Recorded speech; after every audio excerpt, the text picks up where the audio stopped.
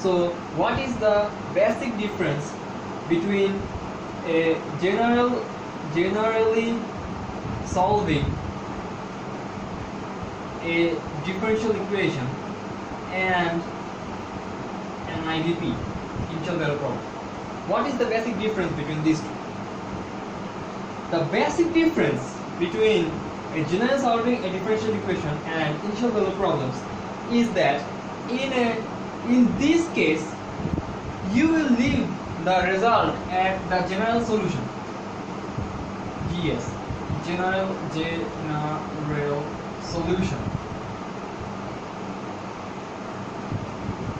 But in the case of initial value problems, you will be given some ICs or initial conditions, and you have to use these ICs to narrow the general solution, the set of general solutions, down to a particular solution or a set of solutions that are more specific to the problem than the general solution itself.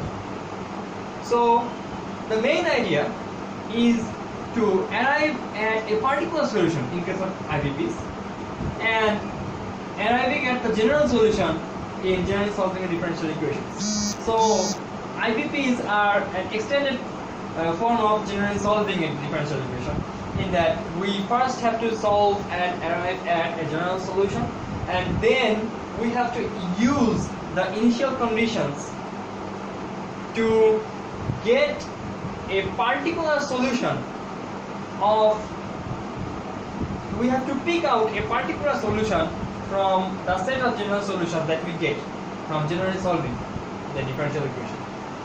So first, let's look at some examples.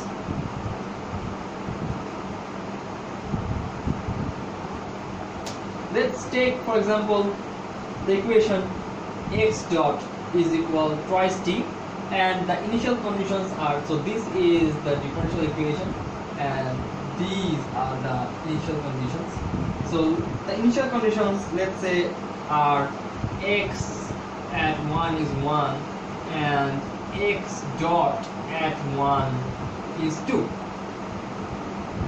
So this is a system that is described by this differential equation, and the characteristics of that system is predefined, and those characteristics are told to us by these initial conditions. We are given some initial conditions, some settings that have been previously set. We are told those settings, and using these settings we have to arrive at a general solution, so arrive at a particular solution of this differential equation. So if we try to solve this system, if we try to solve this IVP, this is an IVP. If we try to solve this IVP, let's integrate this first once. We get x dot is t squared plus a constant. Let's say this constant is the first constant. So now we have to use these ICs to determine this parameter's actual value for this particular case.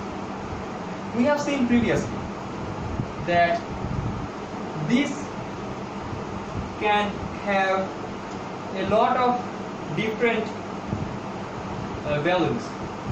The variable c1 can have a lot of different values, but for this particular case we will have to narrow down the set of all the possible combinations of c1, and later we will see c2, and pick out the one solution that works for this setting.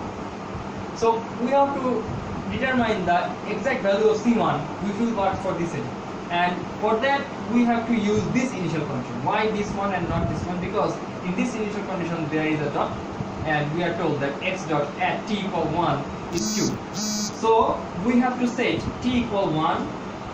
So 1 squared plus 2 will be the right, 1 squared plus c1 will be the right hand side, and we have to set x equal to, x dot equal to, so x dot will be 2, and this gives us c1 is equal 1. So this gives us t squared plus 1. Now we have to integrate it again. So let's do that.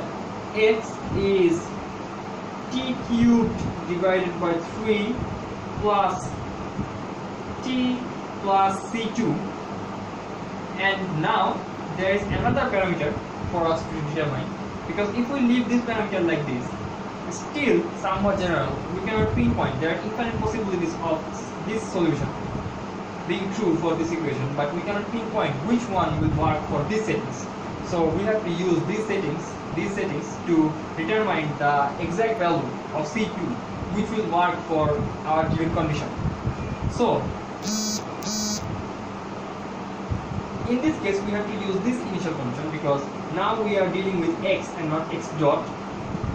So this initial condition tells us that x, the value of x at time 1 unit is 1. So we have to set t equal 1. So the right hand side will be 1 cube over 3 plus 1 plus c2, and the left hand side will be 1.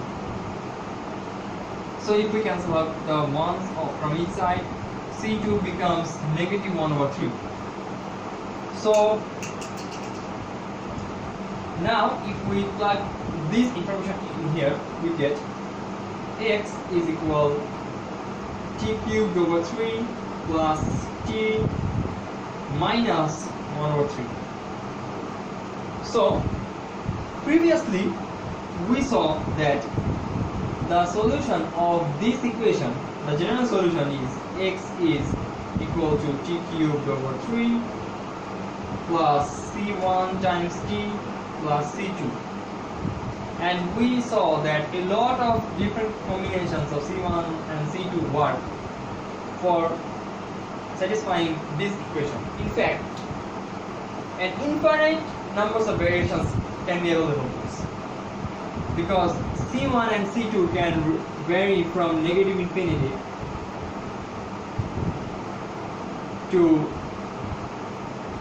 positive infinity. Let's not have any ambiguity here. I'll just write it again.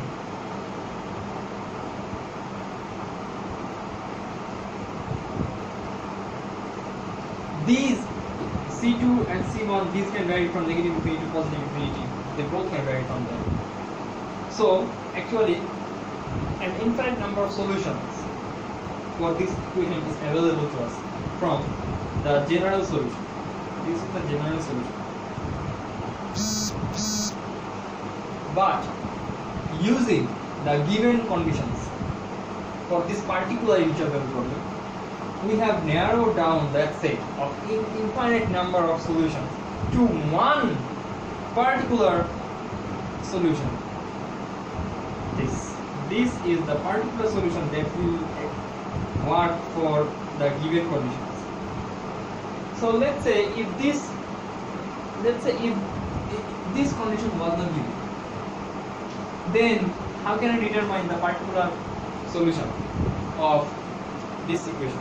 We cannot arrive at a particular solution. Let's say only this was given. In that case, we will have the solution like plus C2. But still you understand that the level of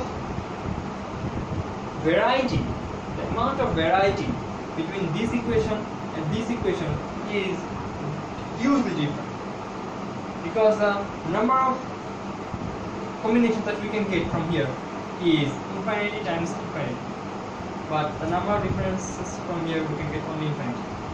Even if we actually know that infinity times infinity is equal to infinity, because we can actually never get to infinity, we can conceptually understand that this equation is much more specific to the context than this one. That's what initial value problems are all about. Initial value problems are about finding a particular solution of a differential equation that will work for the given setting.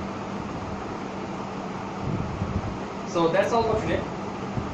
We have started this course on a very positive note, and we will continue to learn about ordinary differential equations, how to solve them, and then slowly we will graduate to partial differential equations, and later on we will do linear algebra, and when we are done with the mathematics part we will go on to understand how transport equations work, how we can get diffusion equations to work, what the reactor equation is, how to analytically derive the representations for neutronics of the reactor, how the reactor actually works from a mathematical point of view.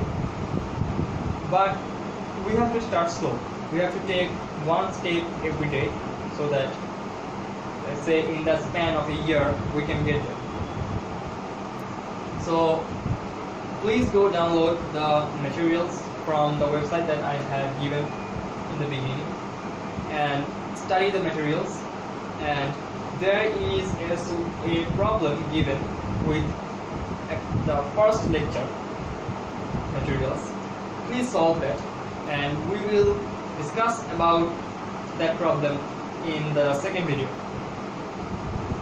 And if you are not clear about where to get the materials from, please go to ocw.mit.edu.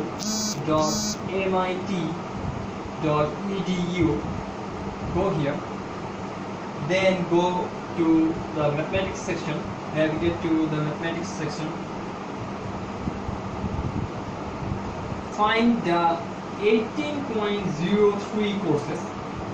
I am using the materials from 18.03 SC course, and there is another course with the same name, differential equations, but I am using the one that is from fall 2011 and not from spring